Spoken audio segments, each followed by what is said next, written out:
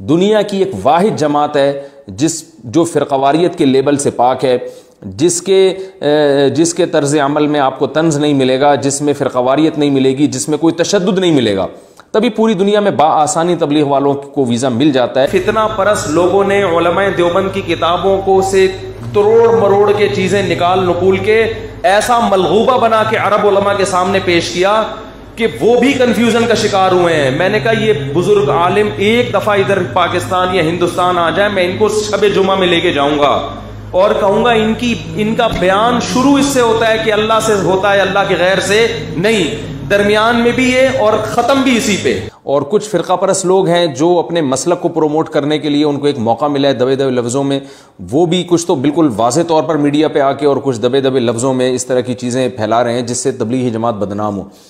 تو کل سے مسلسل لوگوں کی کالز آ رہی ہیں، دوست احباب کی بھی، کہ بھائی آپ تبلیغ کے بارے میں کچھ اگر علماء دیوبند مشرک ہوتے تو ہم علماء دیوبند کے وارث بننے کی کوشش کرتے ہیں، ہم بھی قبر پرست ہوتے، ہم بھی قبروں پہ جاتے۔ سعودی عرب میں ایک عالم نے کتاب لکھی کہ تبلیغی جماعت والے قبر پرست ہیں، اور بہت بڑے عالم ہیں، میں ان کا نام بھی بیان کر سکتا ہوں لیکن فتنے کے علاوہ کچھ بھی نہیں ہوگا۔ عربی میں کتاب ہے ان کی، میں نے خود پڑھی ہے، بہت بڑے چوٹی کے عالم اور بڑے نیک پرہیزگار۔ کتاب میں کیا لکھ رہے ہیں؟ تبلیغی جماعت والے کیا ہیں؟ قبر پرست۔ میں نے کہا اگر کچھ اور کہہ دیتے شاید ہم مان لیتے، شاید امکان تھا۔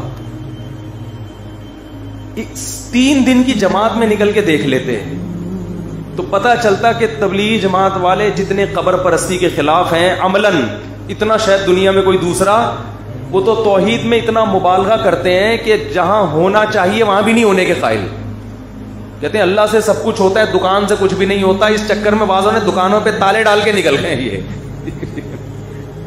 وہ تو جہاں سے ہو رہا ہے وہاں سے ہونے کے قائل نہیں ہے، تو جہاں قبر سے نہیں ہو رہا وہاں سے ہونے کے کہاں سے قائل ہوں گے؟ لیکن کیا ہے، فتنہ پرست لوگوں نے علماء دیوبند کی کتابوں کو سے تروڑ مروڑ کے چیزیں نکال نقول کے ایسا ملغوبہ بنا کے عرب علماء کے سامنے پیش کیا کہ وہ بھی کنفیوژن کا شکار ہوئے ہیں۔ میں نے کہا یہ بزرگ عالم ایک دفعہ ادھر پاکستان یا ہندوستان آ جائے، میں ان کو شب جمعہ میں لے کے جاؤں گا اور کہوں گا ان کا بیان شروع اس سے ہوتا ہے کہ اللہ سے ہوتا ہے، اللہ کے غیر سے نہیں، درمیان میں بھی یہ اور ختم بھی اسی پہ۔ اور ہم نے تبلیغ میں درجنوں بار دیکھا ہے کہ قبر کے سامنے سجدہ کیے ہوئے لوگوں کو اٹھا کے ان کو قبرستان سے اٹھا کے کہاں لے کر آئے ہیں؟ مسجدوں میں۔ تو کتابوں کے پروپیگنڈے پہ مت جاؤ، عمل دیکھو ہو کیا رہا ہے، عمل دیکھو ہو کیا رہا ہے۔ اگر علماء دیوبند قبر پرست ہوتے تو میں بھی کیا ہوتا؟ مجھے تو جو قبرستان جتنا جانا سنت ہے اتنا بھی ہم نہیں جاتے، کبھی کبھار تو جانا چاہیے، آخرت کی زیارت ہوتی ہے، ہمیں تو اتنا بھی ٹائم نہیں ملتا جانے کا۔ اور الزام کیا لگایا جا رہا ہے؟ اس وقت بر صغیر میں توحید اگر بچی ہوئی ہے تو علماء دیوبند کی وجہ سے، بہت بڑا کردار ہے ان کا اس میں، ورنہ سب مزار پرست ہوتے۔ سروے کرو، سفر کرو، میں گلگت گیا ہوں، چترال گیا ہوں، جہاں مزار پرستی نظر آئے گی وہ جگہیں جہاں علماء دیوبند کے اثرات نہیں ہیں۔ جہاں مزار پرستی نہیں ہے وہاں کس کی تعلیم کے اثرات ہوں گے؟ علماء دیوبند۔ پورے بر صغیر میں جہاں بھی جاؤ، آپ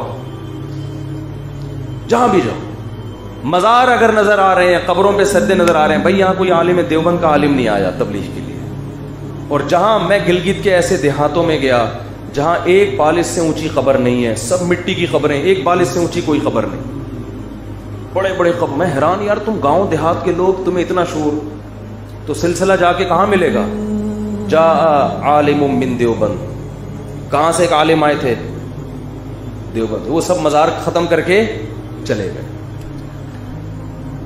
تو کتابوں میں توڑ موڑ کے مشکل کشا فلانا، بھائی وہ ذو معنی الفاظ ہیں۔ جیسے حضرت جبریل نے کہا میں تجھے ہبہ کرنا چاہتا ہوں، مطلب یہ تھا میں نہیں، ذریعہ کون بن رہا ہے؟ میں اس لیے اپنی طرف فی الحال شارٹ کٹ بات کی ہے میں نے، ٹھیک ہے نا، کیونکہ سب کو پتا ہے کہ اللہ کے علاوہ کوئی اولاد نہیں دے سکتا، ان شارٹ۔ تو بھائی اپنے عقیدے کو مضبوط کرو۔ اسلام توحید کے معاملے میں بہت حساس ہے۔ مدد صرف کس سے مانگی جائے گی؟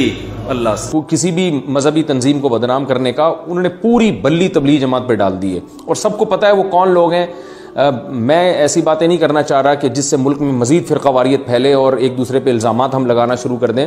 دنیا کی ایک واحد جماعت ہے جو فرقہ واریت کے لیبل سے پاک ہے، جس کے طرز عمل میں آپ کو طنز نہیں ملے گا، جس میں فرقہ واریت نہیں ملے گی، جس میں کوئی تشدد نہیں ملے گا. تبھی پوری دنیا میں بآسانی تبلیغ والوں کو ویزا مل جاتا ہے اور بآسانی وہ جا سکتے ہیں. اس کی وجہ یہ ہے کہ ایک ہمارے پاس دنیا کو دکھانے کے لیے واحد ایک جماعت ہے جو اسلام کا ایک ہم بتاتے ہیں کہ دیکھو یہ ہے اسلام، یہ ہے اسلام کا اصل تعارف. تو ایک ایسی جماعت جس نے آج تک گورنمنٹ کے کسی لا کے خلاف مخالفت نہیں کی ہے، کسی کے مزاحم نہیں بنے ہیں، تو بہت افسوس کے ساتھ کہنا پڑتا ہے کہ اس جماعت کو مسلسل طعن و تشنیع کا ہدف بنایا جا رہا ہے. جماعت سے اللہ نے بہت کام لیا ہے. آج میں اگر اللہ مجھ سے کوئی ٹوٹا پھوٹا کام لے رہا ہے تو یہ اس میں بنیادی کردار تبلیغی جماعت کا ہے. آپ جتنے بھی دیندار لوگ دیکھیں گے، میں نہیں کہتا کہ 100%، لیکن آج اگر آپ کو لوگوں کی داڑیاں نظر آ رہی ہیں، آج لوگ آپ کو نماز پڑھتے ہوئے نظر آ رہے ہیں، تو کہیں نہ کہیں لنک اس کا تبلیغ سے جا کے نکلے گا. اکثریت کی بات میں کر رہا ہوں. تو ہمارے پاس پوری دنیا کو دکھانے کے لیے ایک ہی ہے جس پر ہم فخر کر سکتے ہیں. تو ہمیں اس جماعت کو اس طرح طعن و تشنیع کا نشانہ نہیں بنانا چاہیے.